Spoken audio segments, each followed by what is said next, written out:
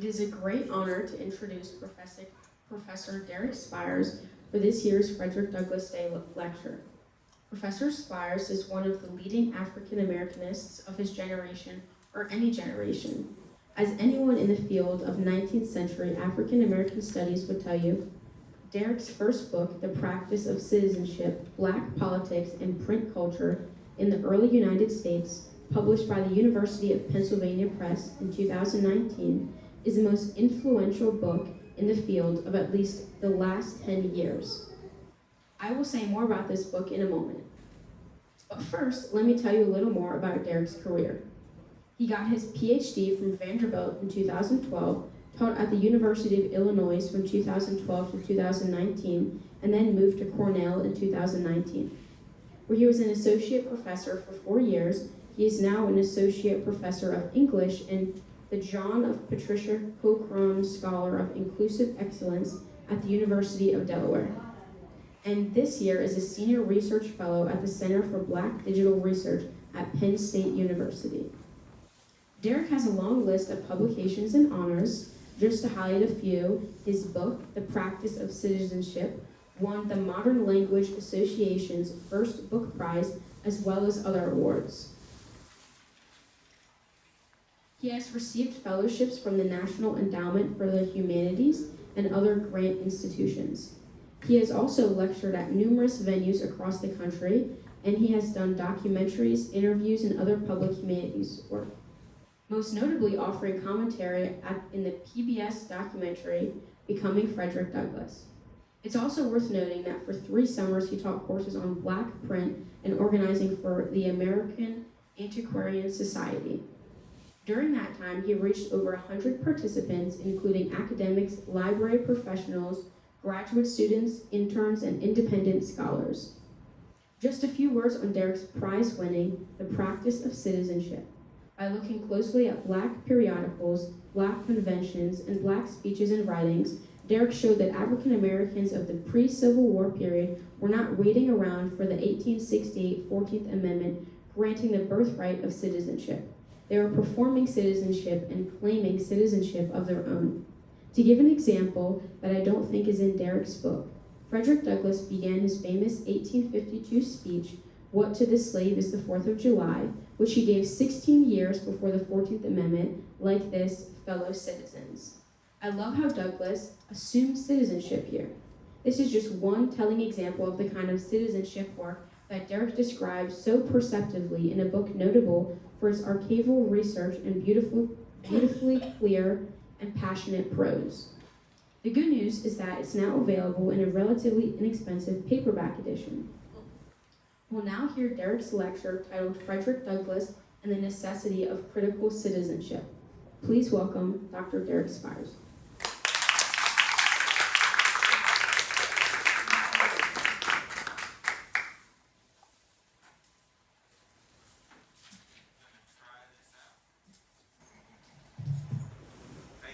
For that introduction, I feel like I can just go home.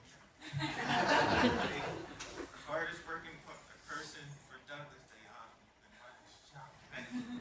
and enjoy senior year.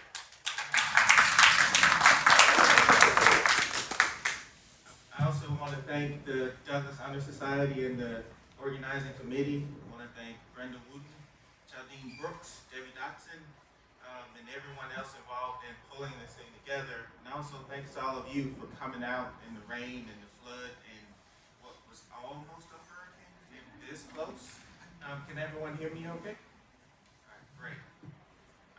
Thanks to the library for hosting us today. I think it's fitting that I'll be giving this talk and we'll be having this conversation in the library, because so much of what I'll talk about today and so much of what Douglass advocated for in his lifetime centered on free speech and access to literacy. And I think that's a common theme that we've heard from this morning's opening festivities to now. So, I'll get started. Speaking about the Negro problem at the World's Columbian Exposition on August 25th, 1893, Frederick Douglass, by now an elder statesman, no doubt wanted to end on a hopeful tone, even as Jim Crow was ascending. He'd seen too much over his long life to lose faith near the end. He might even have been building this speech towards a familiar proclamation that from every view I have been able to take of the moral and political situation of our cause, I am hopeful. I have no doubt whatever of the future. And yet, as he spoke from his prepared remarks on this day, on the day designated Negro Day, a day that he, Ida B. Wells, W.E.B. Du Bois, and others had protested to begin with because it cordoned off black folk from the rest of the world, on this day, white folks heckled him. On this day, when Douglass was giving his speech, fruit vendors had set up watermelon stands to mock Negro Day, to mock African Americans. On that day, he might have been thinking about passing the baton to Ida B. Wells, his protege.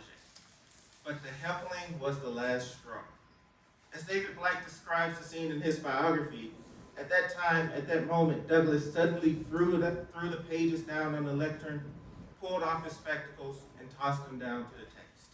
Quote, "There is no Negro problem," Douglass called out in resonant and defiant tones. "The problem is whether the American people have loyalty enough, honor enough, patriotism enough to live up to their own Constitution. We Negroes love our country. We fought for it. We ask only that we be treated as well as those who fought against it in the Civil War and during the steep decline from Reconstruction to Jim Crow." I've been thinking about this Douglass a lot lately, his mix of faith and disappointment. The man who had liberated himself with the help of his soon-to-be wife, Anna, and facilitated the self-emancipation of so many others. He'd gone from enslaved property to newspaper editor to U.S. ambassador to Haiti, and yet here he was, again, facing down white hostility. I've been thinking about this Douglass as a citizen a lot lately, not just because of my work on citizenship, but because he raises questions central to our current moment. How do you articulate yourself as a citizen in a moment when the very definition of citizenship is in flux, as many states have undertaken their own idiosyncratic way of defining who belongs and who doesn't? How do you do this work in a time not wholly unlike our own, when states were in the process of stripping away the rights associated with citizenship, like voting, when anti-democratic forces were seizing state houses through violence, when history itself was getting rewritten, and when the rights that he and others had fought and died for not a generation earlier were being reversed? How do you do this work when, as Douglass notes in his speech, pointing out the problem and its causes gets one labeled as an intruder? For Douglass, this kind of intrusion, this emphasis on critique as a key citizenship practice, a duty to disrupt comfort with easy exclusion and borders, like table flipping Jesus, was central. It was not ancillary, and he was not alone. Martin Delany, his co-editor for Douglass's North Star, proclaimed in 1848 that true patriotism consists not in a mere professed love of country, the place of one's birth, but an impartial love and desire for the promotion and elevation of every member of the body politic, the eligibility to all the rights and privileges of citizenship and of society. True patriotism, in Delany's terms, draws our attention to how the public becomes not only used to violence and unjust exclusions, but develops a taste for them. True patriotism, critical citizenship, insists on calling out these injustices, sees the discomfort that work causes as not only right, but necessary. So today, I take my cues from two Douglass speeches, two Douglass pieces published in 1854. First, his speech in Chicago on the Kansas-Nebraska Act, which effectively opened Western territories to enslavement via popular vote. And second, an editorial he penned for his newspaper, Frederick Douglass's paper, after Anthony Burns, a self-emancipated man, was captured and re-enslaved in Boston. In responding to both moments, Douglass lays claim to critique an intrusion as necessary citizenship practices, as necessary for democracy, and he chastises a nation that perpetuated enslavement, in part through the control of free speech and historical narrative. He, along with fellow activists like Martin Delany, William J. Wilson, Francis Ellen Watkins Harper, and others, posed parrhesia, fearless speech, only path forward. So, Black writers and activists, Douglass among them, great events spanning the 1850s, from the passage of the Fugitive Slave Act to 1857's Dred Scott v. Sanford, as flashpoints, demonstrating how white supremacy shaped and limited the parameters of citizenship, not simply in terms of rights, but also in terms of what could and could not be said and read, and by whom, whose history did or did not matter. Whether it was Stephen A. Douglas, who argued during his run for Senate in 1858 that, quote, this government was established on a white basis, or Douglas's opponent, Abraham Lincoln, who claimed in the same debate, quote, I have no purpose to introduce political and social equality between white and black races, there seemed to be a national consensus not only that black citizens could never achieve full and equal citizenship, but also that black citizenship had never existed to begin with. White citizenship, they argued, was natural, right, timeless, even beautiful. And yet, Douglass knew better. The word white, Douglass tells his Chicago audience in 1854, is a modern term in the legislation of this country, a symptom of our national degeneracy that installs a limitation on humanity and human rights not previously present, at least not in writing. Douglass's historical observation about the word white overlooked earlier federal legislation such as the Naturalization Act of 1790 that explicitly restricted naturalization of white men. But his claim points to a larger trend within U.S. politics during the 1830s until the Civil War that sought to enshrine in law principles that were neither self-evident nor inevitable.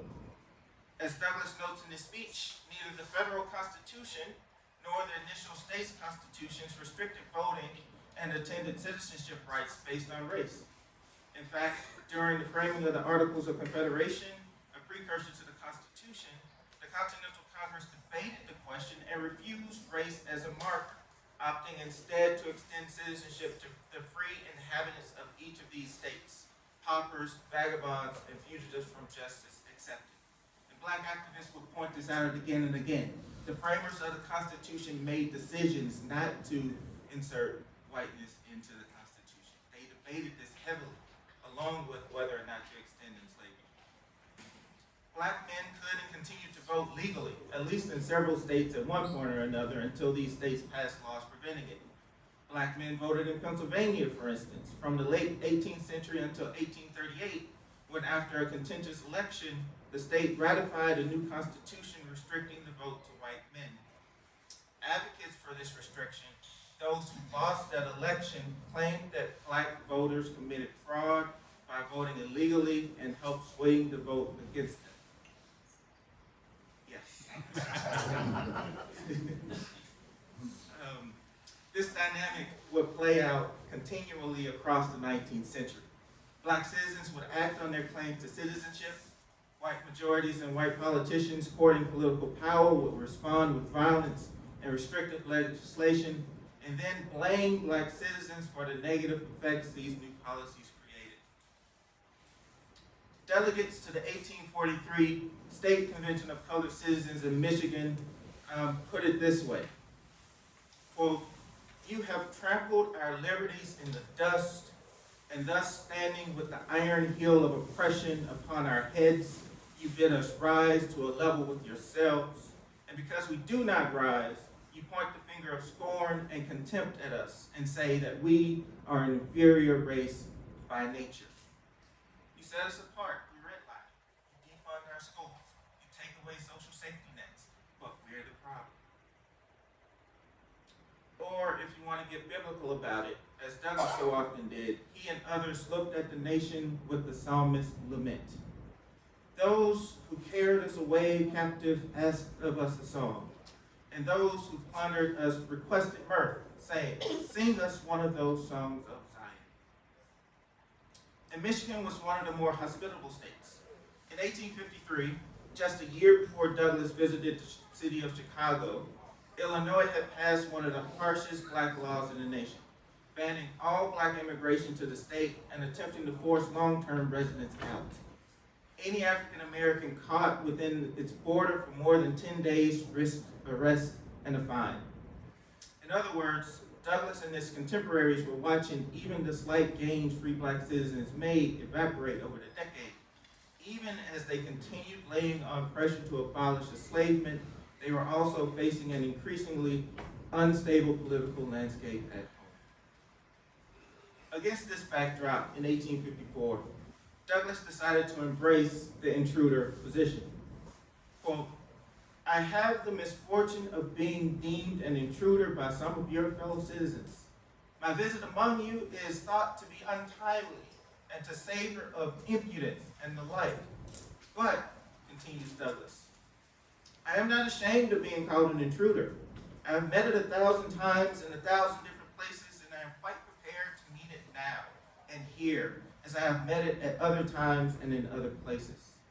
Every inch of ground occupied by the colored man in this country," Douglass continues, "is sternly disputed, in the ballot box and at the altar, in the church and in the state. He is deemed an intruder. He is, in fact, seldom a welcome visitor anywhere. Marvel not, then, if I seem somewhat used to the charge of intrusiveness, and am not more embarrassed in meeting it." Faced not simply with ongoing white supremacy, but a context in which it was gaining, not losing ground, Douglass, as he so often did, changed the terms of the debate. "I have a right to be here and a duty to perform here," argues Douglass. "That right is a constitutional right as well as a natural right. It belongs to every citizen of the United States." How is Douglass a citizen, you ask? Well, he was a property-holding, tax-paying citizen of the state of New York. He sent his kids to public school. He voted. He actually ran for office several times. Beyond that, theoretically, the Privileges and Immunities Clause of the Constitution protected his movements between states. Beyond the legal premise, however, Douglass argued his decision to act the part of citizen. His desire to pursue the common good was itself his claim to the title. He was, in his own words, simply an American citizen, having a stake in the weal or woe of the nation in common with other citizens. This proposition that Douglass was a citizen not just by virtue of the law, and make no mistake, he was a citizen by virtue of the law, but also by virtue of his very presence and work in the United States, was a powerful argument that black activists across the 19th century employed to make claims on the nation. In the most radical iteration of the logic, Henry Highland Garnet and David Walker claimed citizenship for enslaved people. They made the case, as Garnet did in 1843 in his address to the slaves of the United States, that enslaved people were natural-born U.S. citizens. You are native-born American citizens, and as such, you are justly entitled to all the rights that are granted to the freest. And as citizens, you enslaved people have a right to call a general strike, to walk off the plantation, and if your enslavers try to stop you by force, you have the right then to respond by force. That's Henry Highland Garnet. We're on the tip of a union battle right now, so again, it seems really present. As citizens, Garnet argued, enslaved people had this right. While Douglass doesn't go as far as Garnet in his 1854 speech, he does suggest that the right to free speech extended to enslaved people and their advocates. He was in the home state of Senator Stephen A. Douglass, spelled with one S, and had hoped to have a public debate with the senator around the meaning of popular sovereignty. Stephen Douglass had apparently complained about being shouted down while advocating for the Kansas-Nebraska Act and the extension of enslavement. It was, Stephen Douglass argued, an infringement on his right to free speech. Douglass had no problem pointing out the irony. Here's Douglass. "I am for free speech, as well as for free men and free soil. But how ineffably insignificant is this wrong done in a single instance and to a single individual compared with the stupendous iniquity perpetuated against more than 3 millions of the American people, who are struck dumb by the very men in whose cause Mr. Senator Douglass was here to plead. While I would not approve of silencing of Mr. Douglass, May we not hope that this slight abridgment of his rights may lead him to respect in some degree the rights of other men as good in the eyes of heaven as himself. Didn't work, but he tried. Douglas's comments go well beyond Illinois' black codes.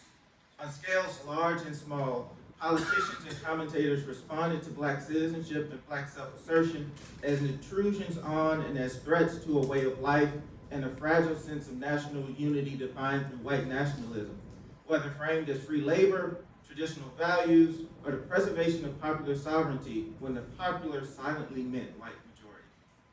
At the same time, gag rules in Congress prevented anti-slavery petitions, and southern states used their police powers to censor and ban anti-slavery literature as incendiary. Contemporary literary critic Aretha Mitchell calls this process know your place aggression. Any progress by those who are not straight, white, male, Mitchell argues, is answered by a backlash of violence, both literal and symbolic, both physical and discursive, that essentially says, know your place. We see this strategy echoed in modern book bans and curricular changes based, advocates argue, on not wanting white children to feel ashamed to be white or from a different vantage, a stated desire to return to something called Western values and a Western canon. In the words of Pennsylvania activists protesting disenfranchisement in 1848, these tactics function as a, quote, passport to power. And these black activists warned their white counterparts that those in power could and would turn these tactics on them when the moment suits. For Douglass, this aggression at once heralded and repressed any movement for black freedom. For instance, days after Congress passed the Kansas-Nebraska Act in 1854, Anthony Burns, who had liberated himself from enslavement in 1853 and who had been living and working in Boston for the past year, was apprehended as a fugitive. Here's an image on my right of Anthony Burns that tells the story of his finding himself in Boston, his setting up shop, going to work, building community, only to be apprehended as a fugitive and returned to enslavement. As per the 1850 Fugitive Slave Act, which required local officials to assist enslavers in capturing fugitives, a federal commissioner tried Burns without a jury or the ability to testify on his own behalf. Despite fiery vigilance committee meetings, an unsuccessful rescue attempt led by black activists that left one guard dead, and a black activist and minister's efforts to raise the $1,200 needed to purchase Burns' freedom, Burns was escorted to Boston Harbor on June 2nd, 1854 by U.S. Marines, state militia, and men deputized by the Marshal, in America's largest show of military force in peacetime at that date. Thousands upon thousands of people, an observer noted, crowded buildings lining their route to gaze upon the strange spectacle. Boston Mayor Jerome B.C. Smith and others hailed the event as a triumph of law and order and a measure necessary to preserve the Union. So the image to my left is a sketch done right around the time Burns was returned to enslavement. And you might not be able to see it, but right in the middle of the massive column is Anthony Burns. And so you can see this is almost like a parade of Burns being trounced down the street of Boston, to the ship and returned to enslavement. And this is Boston, Massachusetts, right? This isn't North Carolina, it's not Ohio, it's not even New York, Boston. To many observers, Burns' return to enslavement proved that the nation had lost its taste for freedom.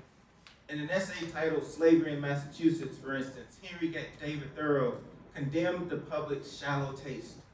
The problem for Thoreau was in the public's inability to recognize the beauty of justice. Quote, my sympathies in this case are wholly with the accused and wholly against their accusers and judges. Justice is sweet and musical, he continues, but injustice, harsh and discordant. Yet so enamored with the quick pleasures of following along with the crowd, Americans have forgotten the more fulfilling joys of seeing justice done, and were instead content with the comfort of following the herd. Where Thoreau blamed faulty tastes, Douglass pointed to a political culture that cultivated the desire for white union and an aversion to discussions and people who might disturb that union or white Americans' good feelings. Now, Douglass says, let all true patriotic Christian Republicans rejoice and be glad. Let a grand festival day be at once proclaimed from the august seat of government. Let the joyous thunders of 10,000 cannons jar the earth and shake the sky with notes of gratitude and fitting acknowledgement of this mighty victory. After a mighty struggle, continued through a great many bitter, dreadful, stormy, and anxious days and nights, the arms of the Republic has gloriously succeeded in capturing Anthony Burns, the clothes cleaner in Brattle Street, Boston. Right? This was an editorial. I don't even think he read this one aloud. The true American, Douglass continues, hear sweet music in Burns's screams. How sweet to the ear and heart of every true American are the shrieks of Anthony Burns, as the American eagle sends his remorseless beak and bloody talons into him. How grateful to the taste and pleasant to the eye is the warm blood of the sable fugitive. He is now getting his desert. He thought to take possession of his own body, to go at large among men, but he forgot that this is a civilized and Christian nation, and that no such unnatural and monstrous conduct could be allowed. You can just hear the irony and scorn sort of oozing on the page as he paints this image of Burns. And this image itself evokes Prometheus, the titan of Greek myth who stole fire from the gods and gave it to humanity. As punishment for this life-giving theft, the Olympians chained Prometheus to a rock for eternity and tasked an eagle to devour his liver daily, and then his liver grew back overnight, and then the eagle returned. That's Prometheus. Hercules famously kills the eagle and rescues Prometheus as a part of his trail labors. That wasn't even one of the 12, he just did it on the way. The allusion suggests both the Gothic horror and a worthy price for human freedom.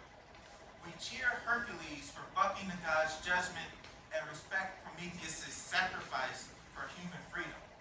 But America's response to Burns turned the myth on its head. I think I lost my mic, but can you still hear me okay? I'm going to go full-on teacher voice and see if that works. All right, we're good? All right, great. But America's response to Burns turned the myth on its head. Instead of cheering those attempting to free Burns as would-be Hercules, or even better, joining in their efforts, the public celebrated the punishment of one who would steal himself from them and hailed his punishment as a fitting sacrifice on the altar of liberty. Now, Douglass probably drew this analogy from the broader culture. Like these kinds of images featuring an enslaved figure or an oppressed figure as Prometheus abounded. This frontispiece for the anti-slavery harp, published in 1848 and compiled by black activist William Wells Brown, offers another way to see the moment. The eagle is performing its work in Washington, D.C., which was at the time a major slave port, a major auction block. The eagle is attacking a black woman as she attempts to protect a child in the foreground under the sanction of the U.S. Capitol and flag. The image becomes all the more macabre in Douglass's hands as he lingers with the flavors, quote, how grateful to the taste and pleasant to the eye of Burns' blood and eagle beak as a much anticipated dessert. Burns' re-enslavement, note to self, always bring spare mic. Burns' re-enslavement and the spectacle surrounding it represent the national taste for black blood, such that the sacrifice isn't a sacrifice at all for the participants, but rather a sweet delicacy worth savoring. For Douglass, the public did not fail to discern the gross injustice of Burns' rendition, Rather, they found beauty in the system that saw him return to slavery, and this system in turn catered to them. The nation was not heading inexorably toward civil war. Instead, many white Northerners were attempting to maintain a delicate balance. They bemoaned the spread of enslavement suggested in the Kansas-Nebraska Act, repudiated enslavement as a weight on white labor, and the Fugitive Slave Act as infringements on their own rights as state sovereigns. And they passed new laws protecting potential fugitives in Massachusetts. But they shied away from open conflict on behalf of black citizens. It's getting so bad that by 1860, 1861, Douglass was seriously considering immigration to Haiti. If anyone doubted Douglass's opinion on the matter, they need only glimpse at the article following his commentary on Anthony Burns. The byline reads, "The true remedy for the fugitive slave bill, a good revolver, a steady hand, and a determination to shoot down any man attempting to kidnap."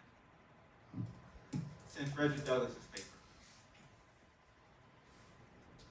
And yet, Douglass and his contemporaries were also telling different, more satisfying histories and imagining the kinds of places, not unlike this library and the future Frederick Douglass Museum, where the public can engage in them. I had the pleasure last night of sitting at a table with educators, so it's only truly fitting that my last piece turns to a principle. William J. Wilson, longtime contributor to Frederick Douglass's paper and pioneering principal of Brooklyn's African School No. 1. His writings under the pseudonym Ethiop help us visualize the importance of public history and arts to create the kind of critical citizenry for which Douglass and others called. Born in 1818 to a family of Shrewsbury, New Jersey oyster harvesters, Wilson moved to Brooklyn, New York in the 1830s, where he opened a boot-making shop. He began teaching in Brooklyn in 1842 and was later named principal of Colored Public School No. 1. Wilson was active in the New York suffrage movement, a member of the famed Committee of 13, and a regular delegate at the national conventions of the 1850s. He began writing for Douglass's paper as Ethiop, a pseudonym that worked much more like a Twitter handle than a pen name. Everybody knew who he was. At the same time, he never broke character.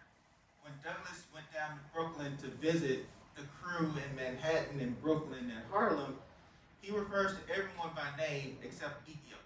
Ethiop is Ethiop. He started writing for Douglass's paper in December 1851. And he's a part of a cohort of folks that also wrote under pseudonyms like Communipop, Cosmopolite, Fannie Homewood. It's like a precursor to Black Twitter, all happening in Frederick Douglass's paper. As Ethiop strolled Brooklyn streets, describing the city life and culture. And on one of these jaunts, he happens upon an art gallery and is struck by the fact that there are no portraits of black people in that gallery. Quote, "The absence led him to meditate on the negative effects of media and culture." He's an educator after all. Asking, is it no wonder that little black girls would rather walk around with blonde dolls than black ones? Quote, "We must begin to tell our own story, write our own lecture, paint our own picture, chisel our own bust," Ethiop demands. "Acknowledge and love our own peculiarities if we have any. Ever so little done in these directions is worth more than all we have ever done, assimilative of the whites since creation, or can do till the end of time." His African American Picture Gallery series tries to imagine how such a gallery space would look. Wilson places his fictive character Ethiop in a gallery that exists out of space and time, and he populates that gallery with images not unlike the images in this room. Images that don't exist in life, images of Phyllis Wheatley, of Toussaint Louverture, of the first and the last colored editor, but images that he hopes people take up and make real. So Ethiop would be smiling right now in this space. Think of this series as an 1850s precursor to the 1619 Project, mixed with a dash of Black Panther and Reading Rainbow. Though these art objects often do not exist in the real world, and the magazine never illustrates them, images of figures like Phyllis Wheatley, Mount Vernon, and Christmas Attucks were ubiquitous enough for readers to imagine them. From the first installment, Wilson Gallery signals his concern with how art produces historical understanding and how this understanding in turn shapes our experiences. Ethiop's first piece takes up the slave ship as the gallery's first image and the series' first sketch. The slave ship sets an agenda of turning the American mythos on its head through some of British North America's founding sites. Visitors encounter a large landscape painting of 1619 Jamestown Harbor. Featured prominently in the image are the slave ship, hideous to look upon as a slave ship ought to be, and a group of emaciated Africans, heavily manacled, with his satanic majesty gloating over the whole thing. Now, Ethiop was basing his image off of this famous Turner image, and it may be hard to see in this light, but here you can see the slave ship sort of battered by storm. You can almost see the hands of enslaved people down here. And here is his satanic majesty overseeing the proceedings.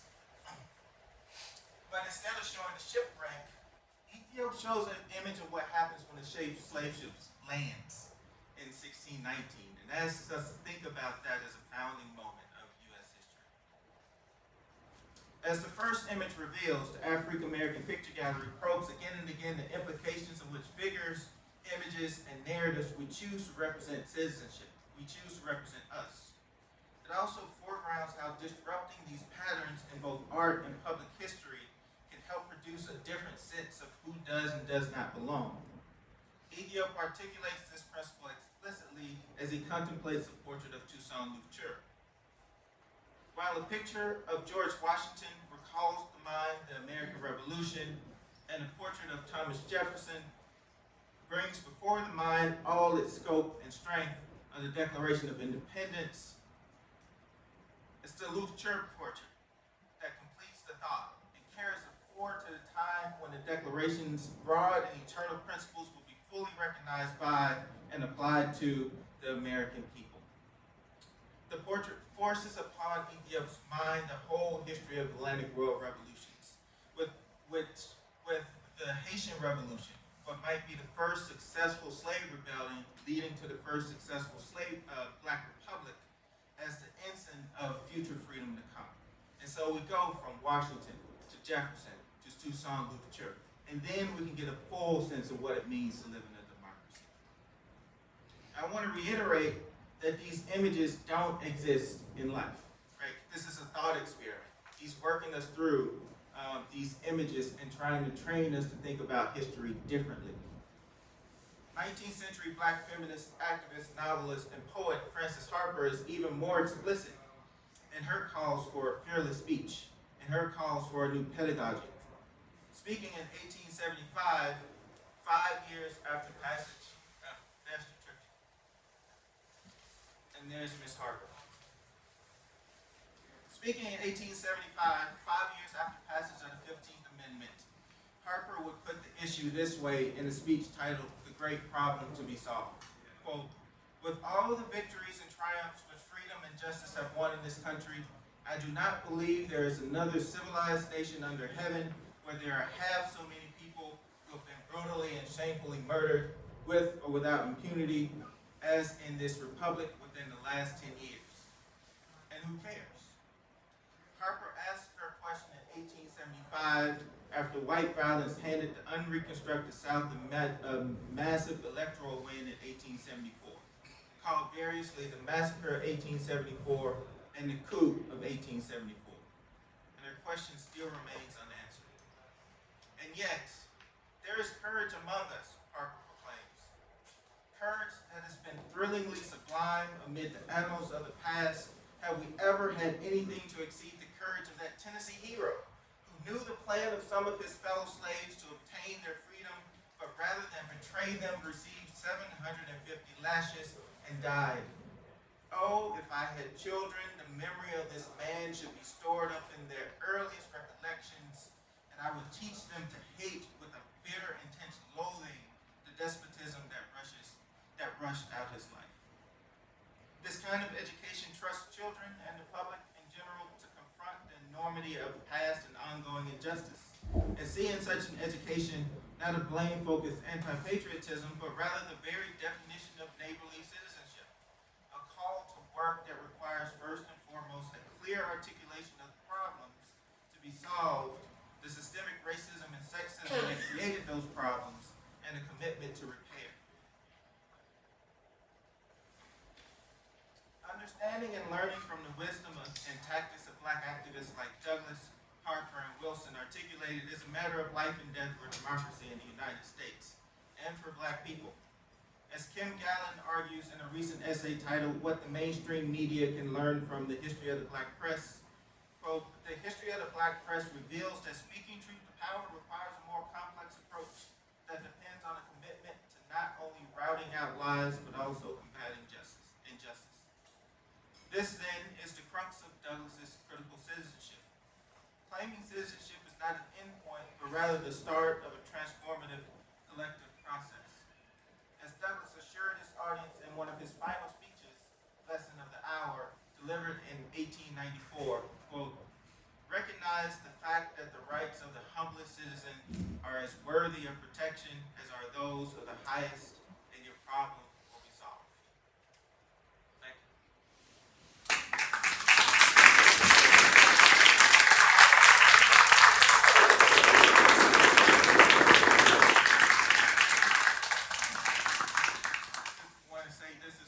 Favorite images of Douglass.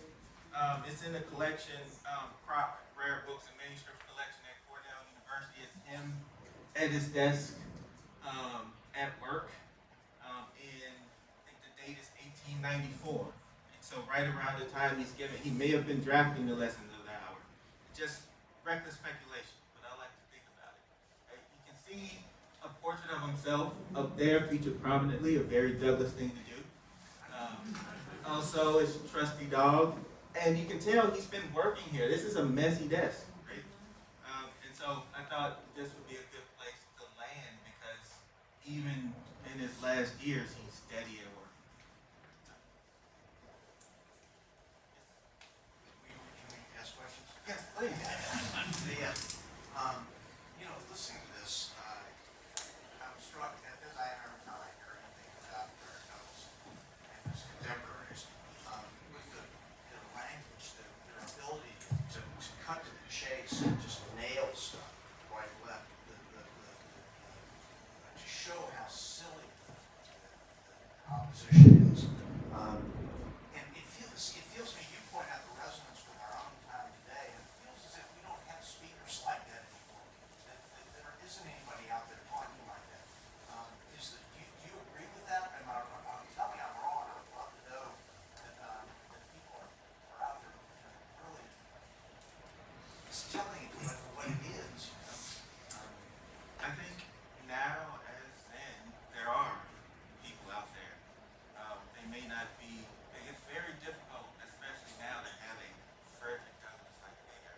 And true story, when I was finishing my dissertation, one title was "Anybody But Douglass," because his figure had drowned out so many other people. Like Frances Allen Watkins Harper, in her day was known as the Bronze Muse, a woman who traveled across the country speaking. So I think we do have people always who are doing this work, and always in all the kinds of media ecosystems, whether it's in lectures, it's in classrooms. I think the people who organize this space are doing that kind of work. I also think it's a lot easier for them to get drowned out now. There's a cacophony, and I'll use Nicole Hannah-Jones' 1619 project as an example. There are things to critique about that project, but you can see how swiftly the sort of media could pick up on one thing and then cascades. I don't think Douglass had to deal with similar things, but not nearly as much. Right? You can go from one misplaced adjective to not getting tenure at UNC, like that. Right? So I think that's the difference. There are always folks out there.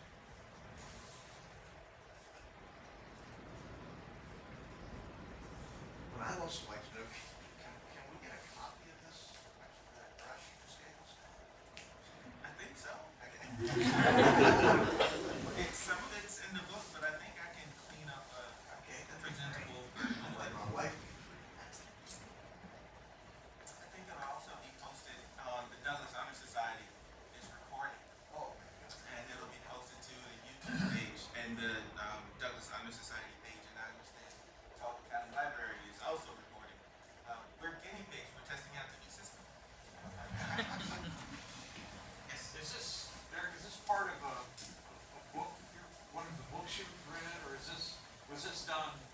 just for the presentation? A little bit of both.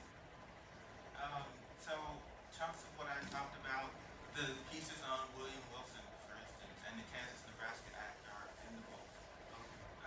But I decided to focus more on Douglas than I normally do since Douglas Honor Society, right? And I just had a blast spending time with this language. So part of this was, all right, how can I come here and read as much of Douglas's words as I can, just to sit with the rhetorical master. Yeah. So yes.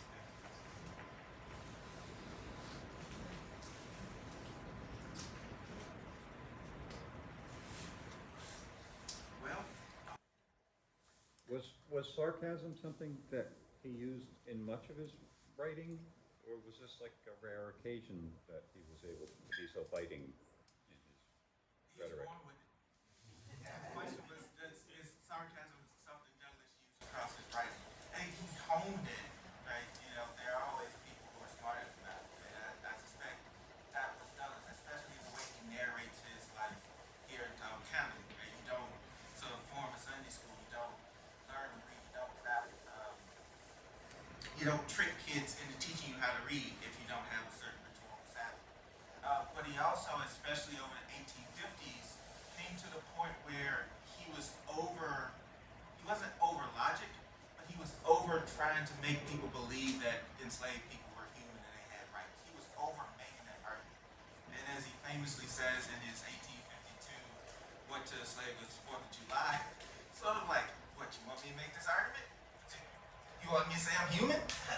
Really? He says what we really need is biting sarcasm because arguing with this is ridiculous.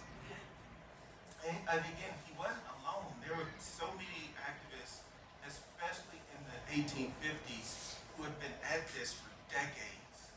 And they were seeing everything they worked for just slowly erode. And so many of them just reached the point where they were like, really?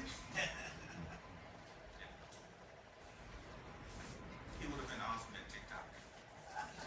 Could you say a little bit more about the intruder position? I had never heard that. Yeah. Were there other folks adopting that or was he revolutionary? I got the language from Douglas when I read the Kansas-Nebraska speech, and he says, I have become accustomed to being an intruder. There's something to this, right? He was in Illinois where it was borderline illegal for him to be. Even if he wanted to, by the 1850s, he couldn't return to Maryland because Maryland had passed similar legislation. And so there is a general ethos among Douglas, among folks like Francis Ellen Watkins Harper, among many of the folks on the anti-slavery and black activist circuit, that they were always in places where they weren't welcome. And rather than sort of bemoan the point, they decided to own it. If I am an intruder on this space, the problem isn't me, the problem is with the space. And if this is the kind of space, this is part of one of the arguments I make in the book.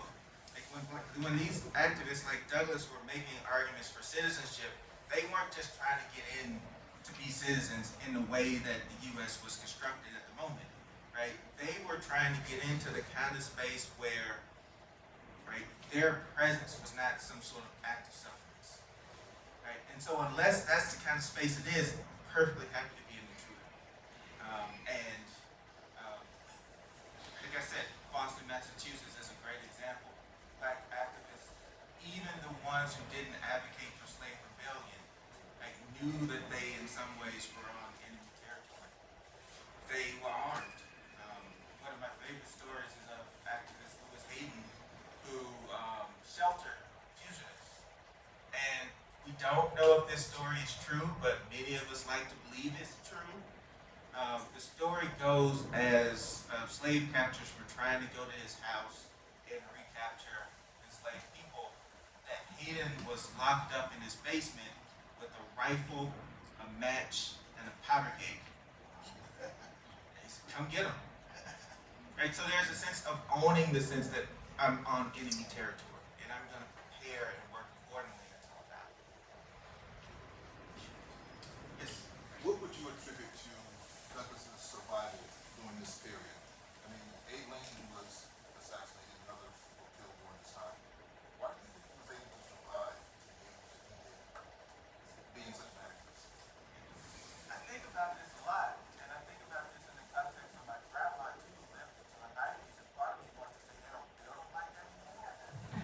Frances Ellen Watkins Harper, again, sort of Douglas's contemporary, black woman contemporary, outlived Douglas, had a similarly rigorous schedule. She, a single black woman, traveled the South in Reconstruction by herself.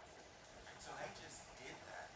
Douglas was plagued with health issues. He had several nervous breakdowns. He had to stop because his body wouldn't let him go.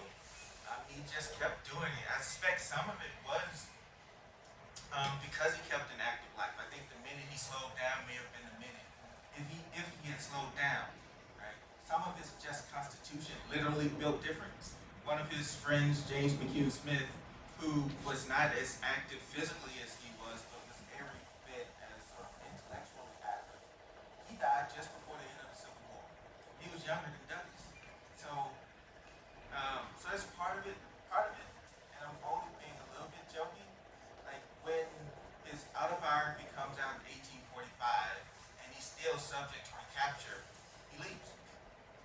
Right? He goes to Britain until his freedom's purchased, things cool down, and he can come back home.